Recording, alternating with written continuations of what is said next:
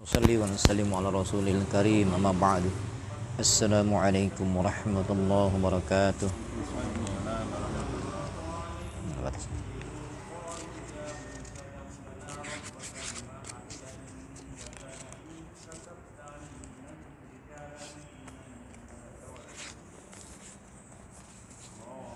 Jalan terhadap kebakilan.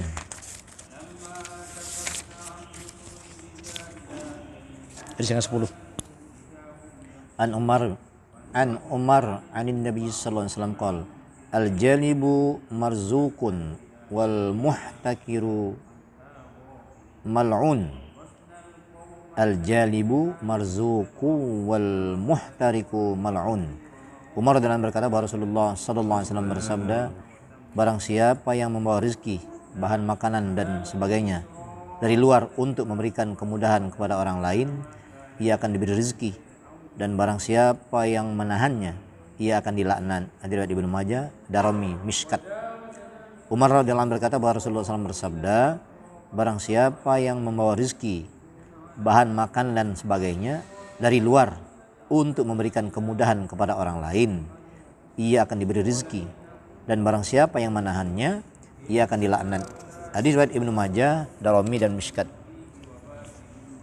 Keterangan Pakil Abu Laid Samarkandi rahmatullahi berkata bahwa ini maksud orang yang membawa dari luar adalah pedagang yang membeli barang dari kota lain untuk dijual kepada orang-orang, maka dia akan diberi rezeki oleh Allah Subhanahu wa taala karena orang-orang dapat mengambil manfaat darinya dan orang-orang akan mendoakannya. Sedangkan ini maksud orang yang menahannya adalah orang yang membeli dengan niat untuk disimpan sehingga orang-orang akan rugi karenanya. Tanbihul ghafilin, yakni menyimpannya untuk menunggu masa paceklik dan tidak menjualnya, padahal orang-orang memerlukannya. Orang seperti itu akan dilaknat, yakni dengan tujuan mencari keuntungan, berbuat kikir dan tamak. Ia membeli bahan-bahan yang sangat diperlukan orang-orang dalam kehidupannya, lalu menyimpannya dan menunggu waktu paceklik. Orang seperti itu dilaknat oleh Rasulullah SAW. Dalam sebuah hadis yang lain Nabi SAW bersabda, barang siapa yang menahan tidak menjual makanan kepada orang Islam sampai 40 hari, padahal mereka sangat memerlukannya, Allah SWT akan menimpakan kepadanya penyakit kusta dan kebangkrutan. Dalam kitab Mishkat. Demikianlah orang yang bermaksud merugikan kaum muslimin dan menjadikan mereka kelaparan, ia akan tertimpa azab jasmani, kusta, dan azab kebendaan, yakni kebangkrutan dan kefakiran. Sebaliknya, dalam hadis terdahulu telah diketengahkan bahwa barang siapa yang membeli barang dari tempat lain lalu menjualnya dengan mudah, Allah SWT akan memberi rezeki dan keuntungan kepadanya. Dalam sebuah hadis yang lain disebutkan betapa buruk orang yang menimbun bahan makanan. Bila harga murah, ia akan bersedih, dan bila paceklik, dia akan senang.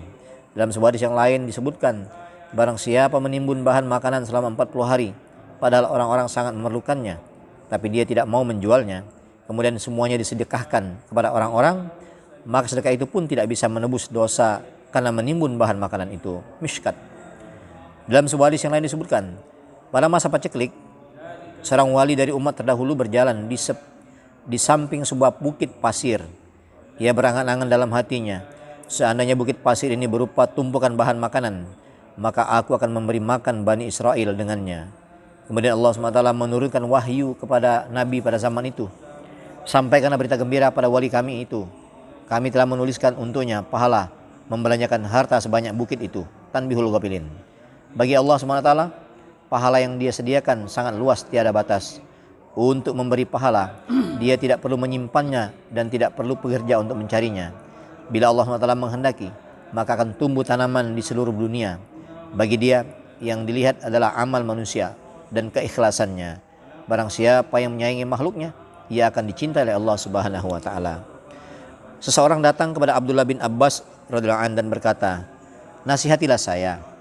Maka dia berkata, saya memberimu nasihat berupa enam perkara. Yang pertama, hendaknya engkau bertawakal dan yakin kepada Allah terhadap perkara-perkara yang Allah Subhanahu wa taala sendiri telah menanggungnya, misalnya rezeki dan sebagainya. Yang kedua, hendaknya engkau menunaikan perkara-perkara yang diperdukan Allah Subhanahu wa taala pada waktunya masing-masing. Yang ketiga, hendaknya engkau selalu membasahi lisanmu dengan zikrullah. Yang keempat, janganlah engkau mengikuti perkataan syaitan. Sesungguhnya ia iri kepada semua makhluk. Yang kelima, janganlah engkau sibuk memakmurkan duniamu. Janganlah engkau sibuk memakmurkan duniamu, karena yang demikian itu akan merusakkan akhiratmu. Yang keenam, hendaknya setiap waktu memikirkan kebaikan kaum muslimin. Al-Faqih Abu Laits rahmatullahi berkata, ada 11 tanda keberuntungan bagi seseorang, dan tanda-tanda kebinasaan juga ada 11. Adapun 11 tanda keberuntungan itu adalah: yang pertama, membenci dunia dan mencintai akhirat. Yang kedua, memperbanyak ibadah dan membaca Al-Quran. Yang ketiga, menjauhkan diri dari bicara sia-sia. Yang keempat, menjaga sholat tepat pada waktunya dengan sungguh-sungguh. Yang kelima, menghindarkan diri dari perkara yang haram. Menghindarkan diri dari perkara yang haram, meskipun haram dalam tingkatan yang sangat rendah. Yang keenam, memilih berkawan dengan orang-orang yang soleh. Yang ketujuh, selalu tawadhu, tidak sombong. Yang delapan, dermawan dan ramah. 9, menyayangi makhluk Allah Subhanahu wa taala. 10, memberikan manfaat kepada makhluk Allah Subhanahu wa taala. 11, mengingat maut sebanyak-banyaknya. Sedangkan tanda-tanda kebinasaan adalah: pertama, tamak dalam mengumpulkan harta. Yang kedua, sibuk dalam menikmati kelezatan dan kesenangan dunia. Yang ketiga, tidak mengenal sopan santun dan banyak bicara. 4, bermalas-malasan dalam mengerjakan sholat. Yang 5, memakan benda-benda yang haram dan syubhat, bergaul dengan orang-orang fasik dan pendosa. Yang ke-6, berakhlak buruk. Yang ke-7, sombong dan membanggakan diri. Yang ke-8, enggan memberi manfaat kepada orang lain.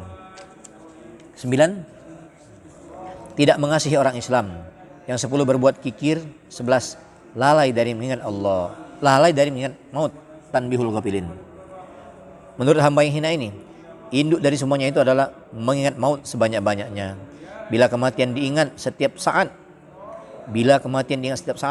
maka 11 sifat yang baik akan tumbuh dalam diri kita. Menurut hamba yang hina ini, induk dari semua itu adalah mengingat maut sebanyak-banyaknya. Bila kematian diingat setiap saat, maka 11 sifat yang baik akan tumbuh dalam diri kita, dan 11 sifat yang buruk itu akan hilang dari diri kita. Rasulullah SAW bersabda, perbanyaklah mengingat sesuatu yang menghancurkan semua kelezatan, yaitu maut. Perbanyaklah mengingat sesuatu yang menghancurkan semua kelezatan, yaitu maut. Dalam kitab Mishkat. Hadis yang ke-11. An Anas radhiyallahu anhu qala, tuwaffi rajulun minas sahabati faqala rajulun abshir bil jannah. Faqala Rasulullah SAW, awala tadri wa la'allahu takallama fima la ya'nihi aw bakhila bima la yanqusuhu. Anas radhiyallahu berkata, ketika seorang sahabat radhiyallahu meninggal dunia, seseorang berkata, betapa gembiranya, sesungguhnya dia seorang ahli surga. Mendengar perkataannya itu, Rasulullah SAW bersabda, apa yang kamu ketahui tentang dirinya? Mungkin dia pernah bicara mengenai hal-hal yang tidak ada faedahnya, atau berbuat bakhil terhadap sesuatu yang tidak merugikannya. Hadirat Tirmizi kitab Mishkat. Anas radhiyallahu anhu berkata, ketika seorang sahabat radhiyallahu anhu meninggal dunia, seseorang berkata, betapa gembiranya, sesungguhnya ia seorang ahli surga. Mendengar perkataannya itu, Rasulullah SAW bersabda, apa yang kamu ketahui tentang dirinya? Mungkin ia pernah berbicara mengenai hal-hal yang tidak ada faedahnya, atau berbuat bakhil terhadap sesuatu yang tidak merugikannya. Tirmizi kitab Mishkat. Keterangan, hadis tersebut mengingatkan agar kita memperhatikan hal-hal yang dapat menghalangi seseorang masuk surga. Berbicara sia-sia dan menyia-nyiakan waktu dalam berbicara yang tidak ada faedahnya merupakan kesibukan yang banyak digemari orang. Berbicara sia-sia dan menyia-nyiakan waktu dalam berbicara yang tidak ada faedahnya merupakan kesibukan yang banyak digemari orang. Jika diperhatikan, sangat sedikit majelis yang terbebas dari bicara sia-sia. Akan tetapi karena kasih sayang Allah Subhanahu wa taala dan rahmatnya terhadap umatnya, beliau menyebutkan cara menyelesaikan setiap kesulitan. Dan dalam masa yang singkat, yakni selama 23 tahun, beliau telah mengajarkan cara menyelesaikan masalah yang dihadapi manusia di seluruh dunia. Rasulullah SAW bersabda, hendaknya membaca doa kafarah majelis, penutup majelis sebelum berdiri. Subhanallah wa bihamdihi, subhanakallahumma wa bihamdika, asyhadu an la ilaha illa anta, Astaghfiruka wa atubu ilaika. Masalah kedua yang disebutkan dalam hadis di atas adalah bakhil terhadap benda yang dimiliki oleh seseorang. Padahal jika benda itu diberikan kepada orang lain, ia tidak akan mengalami kerugian sedikit pun. Dalam hadis yang lain, kisah ini diceritakan dengan terperinci di dalamnya. Rasulullah SAW bersabda, mungkin dia berbicara mengenai hal-hal yang tidak ada faedahnya, atau bakhil untuk memberikan benda yang tidak ada faedahnya. Kanzul Umal. Banyak perkara yang kita anggap biasa-biasa saja, padahal di sisi Allah Subhanahu wa taala sangat tinggi derajatnya jika dilihat dari sisi pahala dan azabnya. Dalam sebuah hadis sahih Bukhari disebutkan, seseorang mengucapkan dari lisannya kata-kata yang diridhai Allah Subhanahu wa taala. Ia menganggap ucapannya itu tidak penting, tetapi ucapannya itu menyebabkan derajatnya sangat tinggi. Dan ada seseorang yang mengucapkan kata-kata yang dibenci oleh Allah Subhanahu wa taala. Ia tidak menghiraukan ucapannya itu, tetapi karena ucapannya itu ia akan dicampakkan ke dalam neraka. Dalam sebuah hadis yang lainnya disebutkan, ia akan dimasukkan ke dalam neraka yang sangat dalam, sejauh timur dan barat. Dalam kitab Mishkat.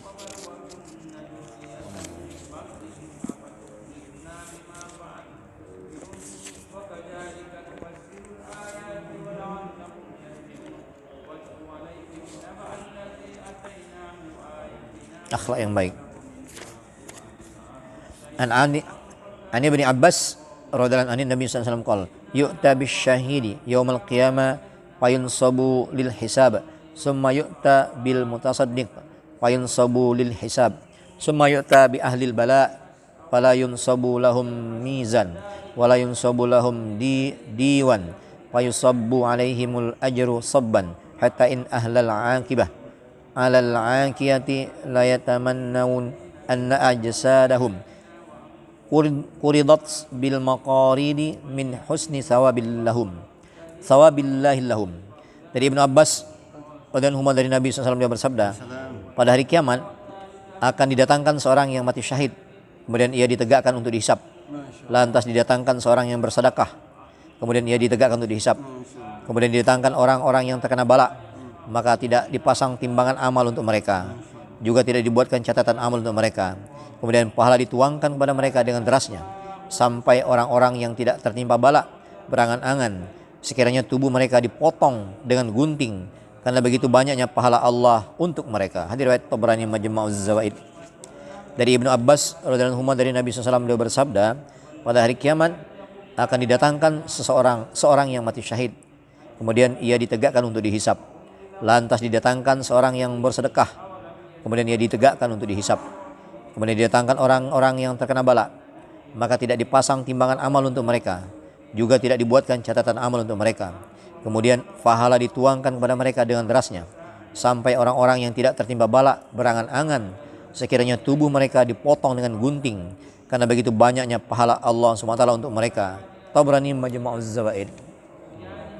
An Mahmud ibn Labid an Mahmud ibn Labid radhiyallahu anhu anna Rasulullah sallallahu alaihi wasallam qala idza ahabballahu qauman manibtalahum faman sabara falahu sabru wa man jazi'a falahul jaza'. Dari Mahmud bin Labid radhiyallahu anhu bahwasanya Rasulullah SAW bersabda, bila Allah SWT mencintai suatu kaum, maka Allah SWT akan menguji mereka. Barang siapa bersabar, ia akan mendapatkan pahala kesabaran, dan barang siapa mengeluh, ia akan mendapatkan keluhan. Hadis riwayat Ahmad. Dari Mahmud bin Labid radhiyallahu anhu bahwasanya Rasulullah SAW bersabda, bila Allah Subhanahu wa taala mencintai suatu kaum, maka Allah Subhanahu wa taala akan menguji mereka. Barang siapa bersabar, ia akan mendapatkan pahala kesabaran, dan barang siapa mengeluh, ia akan mendapatkan keluhan. Hadis riwayat Ahmad. An Abi Hurairah radhiyallahu anhu qala Rasulullah SAW, inna rajula la yakunu lahu 'indallahil manzilah fama yablughuha bi'amalihi fama yazalullahu yabtalihi bima yakrahu hatta yablughaha. Dari Abu Hurairah radhiyallahu anhu berkata, Rasulullah SAW bersabda, sesungguhnya seseorang dapat mempunyai kedudukan di sisi Allah Subhanahu wa taala yang tidak bisa dicapai dengan amal-amalnya, yakni Allah Subhanahu wa taala terus-menerus mengujinya dengan perkara yang tidak diinginkannya hingga dia mencapai kedudukan tersebut. Hadis riwayat Abu Ya'la. Dalam riwayatnya yang lain, mempunyai kedudukan yang tinggi di sisi Allah Subhanahu wa taala. Dari Abu Hurairah radhiyallahu anhu berkata, Rasulullah SAW bersabda, sesungguhnya seseorang dapat mempunyai kedudukan di sisi Allah Subhanahu wa taala yang tidak bisa dicapai dengan amal-amalnya. Yakni Allah Subhanahu wa taala terus-menerus mengujinya dengan perkara yang tidak diinginkannya hingga dia mencapai kedudukan tersebut. Hadis riwayat Abu Ya'la. Dalam riwayatnya yang lain mempunyai kedudukan yang tinggi di sisi Allah Subhanahu wa taala.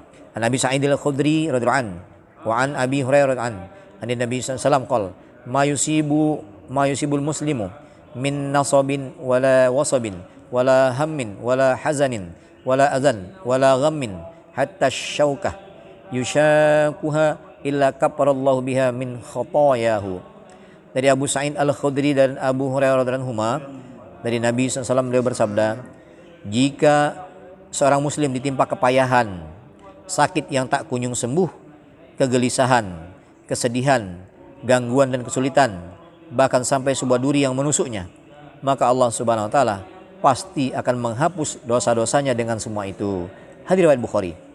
Dari Abu Sa'id al-Khudri dan Abu Hurairah radhiyallahu anhu, dari Nabi SAW beliau bersabda, jika seorang muslim ditimpa kepayahan, sakit yang tak kunjung sembuh, kegelisahan, kesedihan, gangguan dan kesulitan, bahkan sampai sebuah duri yang menusuknya, maka Allah Subhanahu wa taala pasti akan menghapus dosa-dosanya dengan semua itu. Hadis riwayat Bukhari. Insyaallah yang mulia, apa yang kita baca mudah-mudahan menjadikan iktibar, kita niat mengamalkan, niat menyampaikan. Subhanakallahumma wa bihamdika asyhadu an la ilaha illa anta astaghfiruka wa atubu ilaik. Assalamualaikum warahmatullahi wabarakatuh. Ya ghafarallahu lana.